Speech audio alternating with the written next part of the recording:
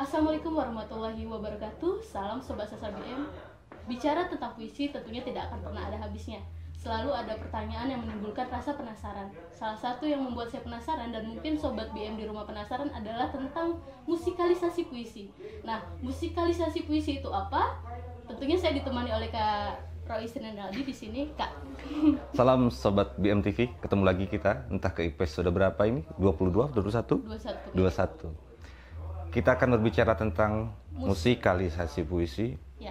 Banyak banget yang nanya sih. Betul, Kak. Baru kali ini sempat untuk kita bahas nih. Iya, dan emang Esi juga penasaran banget sih, Kak, karena banyak yang kayaknya salah kaprah tentang musikalisasi puisi dengan deklamasi yang di puisi yang di apa namanya? Iringi musik. Iringi musik, betul, Kak. Banyak memang teman-teman yang di YouTube misal orang bikin judul musikalisasi puisi. Ketika saya putar, oh, ini orang baca puisi hanya menggunakan musik pengiring, itu pun dapat ngambil dari punya orang lain gitu. Yang kadang puisinya apa, musiknya apa, nadanya apa, udah berantakan kemana-mana, nggak karu-karuan. Tapi orang awam sih nikmat-nikmat aja ya. Tapi sebenarnya kita coba untuk mengulasnya nih, kayak lebih dalam musikalisasi puisi itu apa, secara teoritis seperti apa itu, Kak. Aku sih sebelum berbicara musikalisasi puisi, aku pengen nganter teman-teman ke apa itu musik puisi. Oke.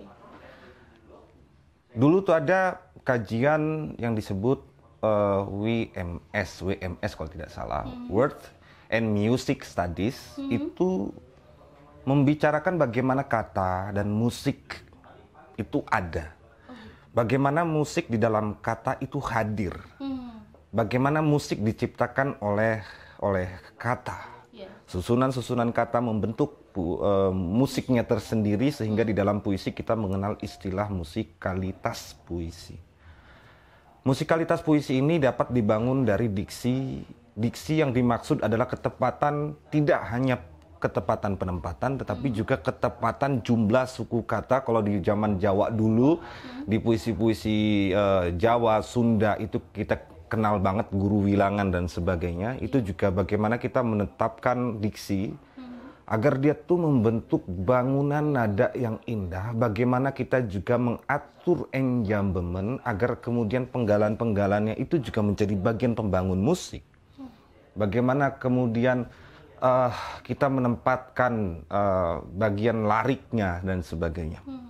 Musikalitas puisi di sini bukan berbicara per larik, per kata pada akhirnya, tetapi bagaimana sebuah puisi mengandung musik secara utuh dari kata pertama sampai kata terakhir, dari larik pertama hingga larik terakhir.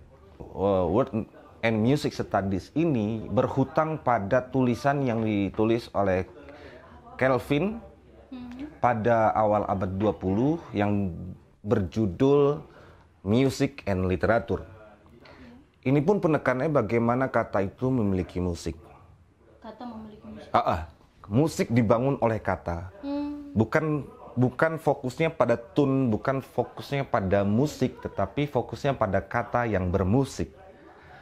Mungkin kurang lebih begitu tuh. Jauh tahun pada zaman Yunani kuno kita mengenal lira atau musik liris.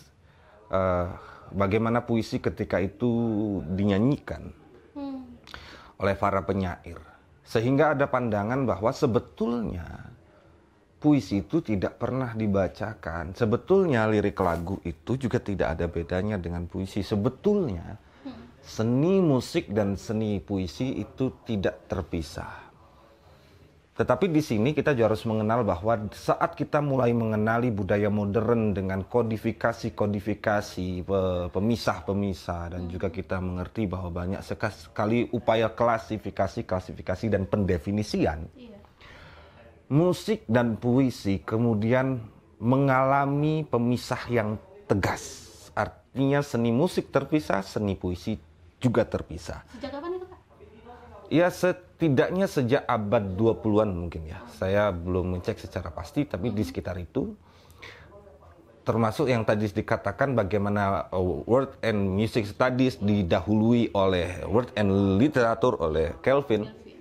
Itu adalah perjalanan pemikiran tentang kata yang bermusik atau musik yang dilahirkan oleh kata, yang lebih luasnya lagi bagaimana musik itu diciptakan dalam sebuah puisi yang diistilahkan dengan musikalitas puisi.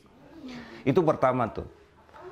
Artinya secara basicnya puisi itu bermusik.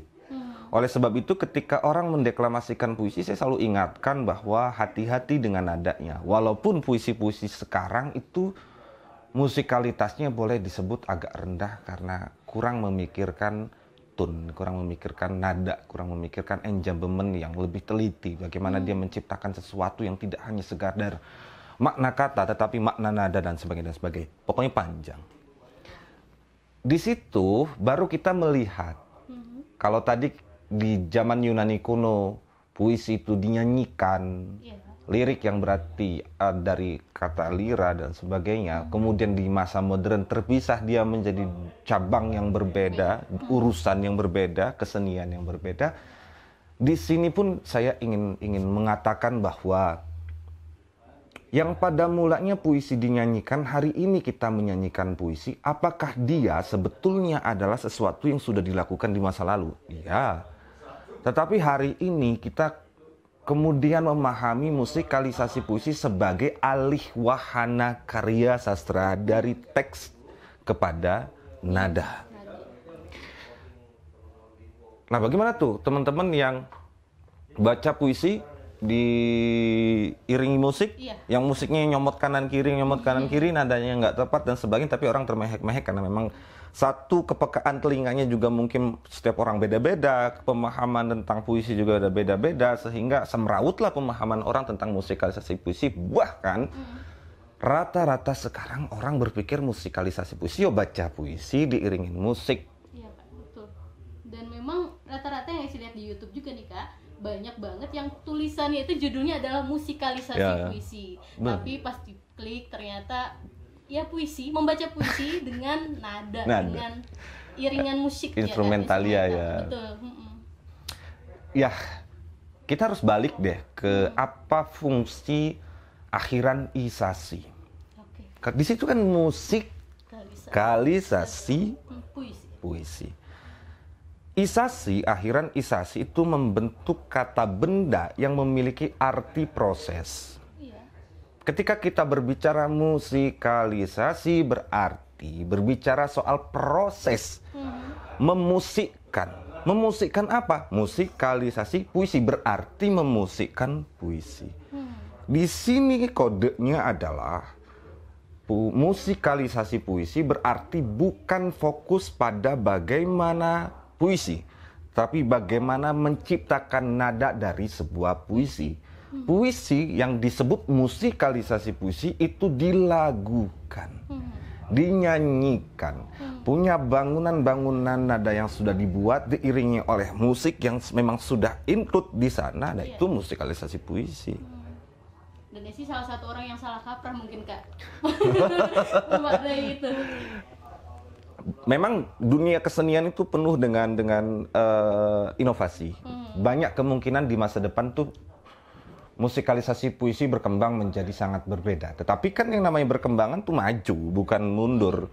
Kalau cuma baca puisi kemudian diiringi musik, terlebih lagi musiknya camat comot, lalu itu disebut musikalisasi puisi, ya cilaka 12. Nah, maka teman-teman tuh penting untuk selalu memahami terlebih dahulu per definisi, memahami bagaimana sejarahnya dan memahami bagaimana bentuk-bentuknya, tidak asal ikut-ikutan, oh musikalisasi puisi itu gitu lalu bikinlah begitu. Dan kita juga menamakannya musikalisasi puisi, kacau kalau udah benar musikalisasi puisi. Kemudian nih Kak, berarti kalau bisa sih tarik kesimpulan adalah proses untuk memusikkan ya Kak ya sebuah puisi, dan mungkin salah satu karena di situ kata benda, maka akhirnya adalah produk ya, betul. Maka lagu itulah produknya. Baik.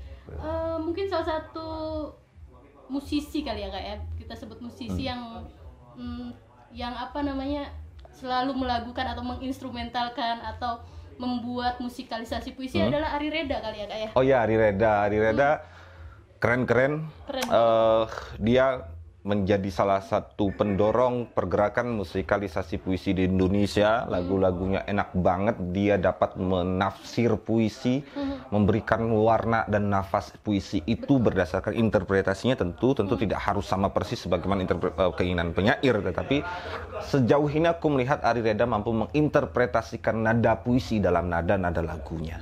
Dan itulah, kalau pengen lihat musikalisasi puisi seperti itu, atau seperti Vanderwits ya, teman-teman komunitas musikalisasi puisi di Jakarta dari UHAMKA, itu juga musikalisasi puisi. Atau dari Sanggar Matahari, Kak Devi dan kawan-kawan, almarhum Bang Ane dan kawan-kawan, dia juga adalah yang aktif mengajak masyarakat memahami sastra melalui lagu-lagu yang disebut musikalisasi puisi. Bukan baca puisi diiringi musik lalu disebut musikalisasi puisi.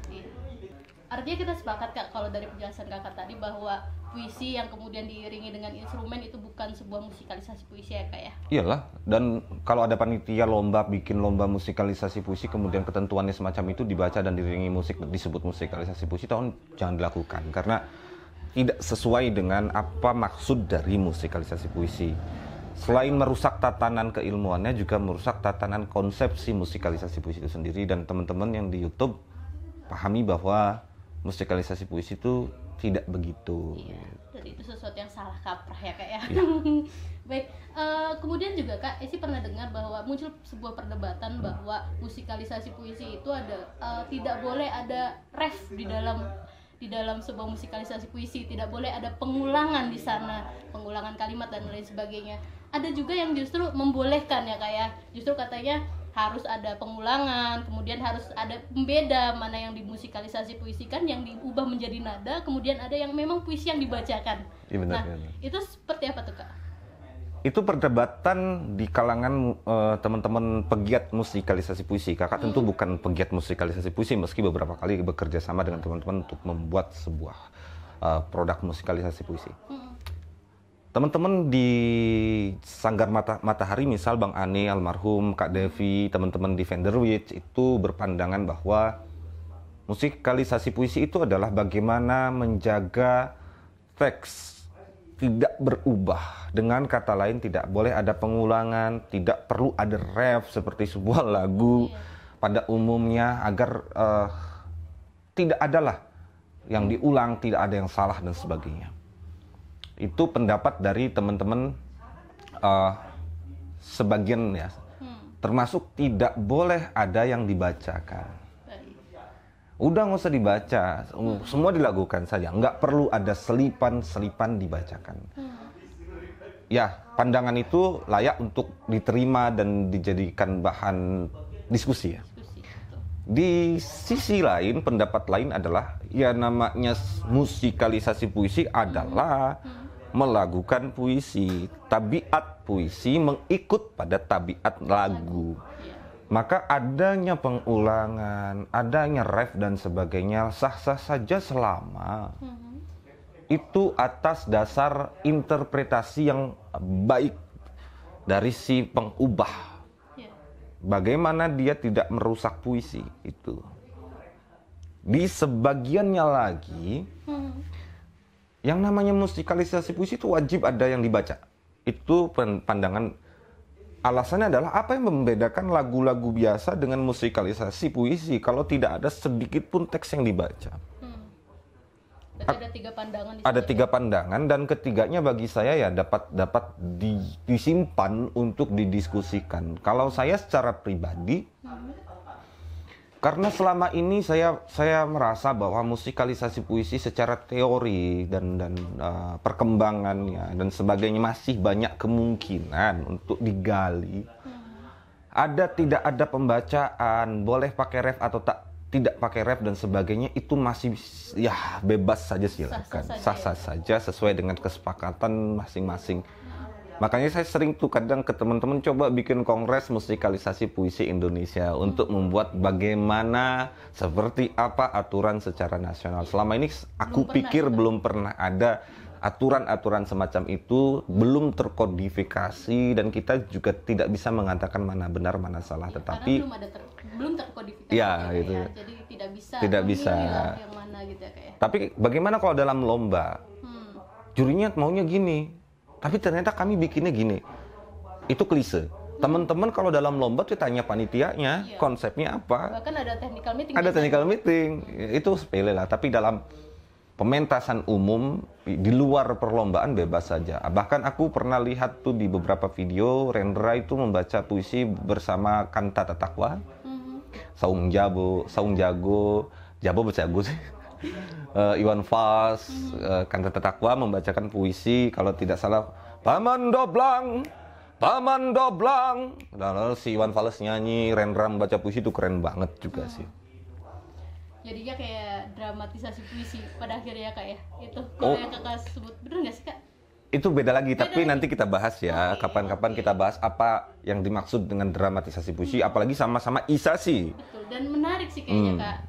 Banyak juga tuh teman-teman yang salah memahami bagaimana dramatisasi puisi. Teman-teman menggunakan teks lirik untuk konsep-konsep dramatisasi puisi. Padahal dramatisasi puisi itu adalah bagaimana mendramakan puisi. Maka puisi itu harus memenuhi unsur-unsur yang dibutuhkan dalam sebuah drama.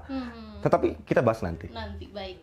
Kita bahas musik. Balik ke musikalisasi puisi. Terakhir mungkin Kak, yang terpenting dalam sebuah musikalisasi puisi itu sebenarnya apa sih Kak? Yang terpenting adalah bagaimana nada dalam menggarap puisi itu dapat menyampaikan puisi. Soal genrenya apa, kan selama ini saya kalau dengar orang musikalisasi puisi itu selalu yang minor ya. Iya. Dalam doaku subuh ini, selalu begitu. Semuanya menebal, puisi yang lain. Semua mengental, semua tak dikenal. Nadanya minor.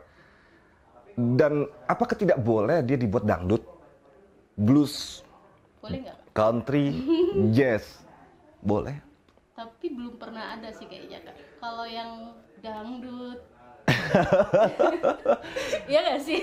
Ya. Belum pernah dengar ya sih. Kalau dangdut saya belum ya. Tetapi apakah tidak bisa? Bisa. Soal genre musiknya apa, silahkan.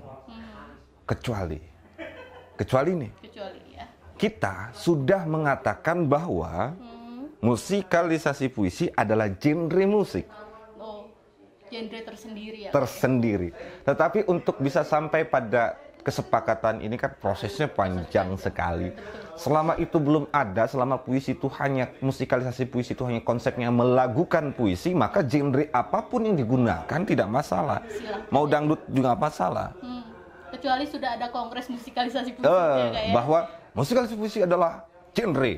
Alasan ini silakan tuh teman-teman yang paham soal musik, paham bagaimana melagukan puisi dan sebagainya. Paling itu yang paling penting.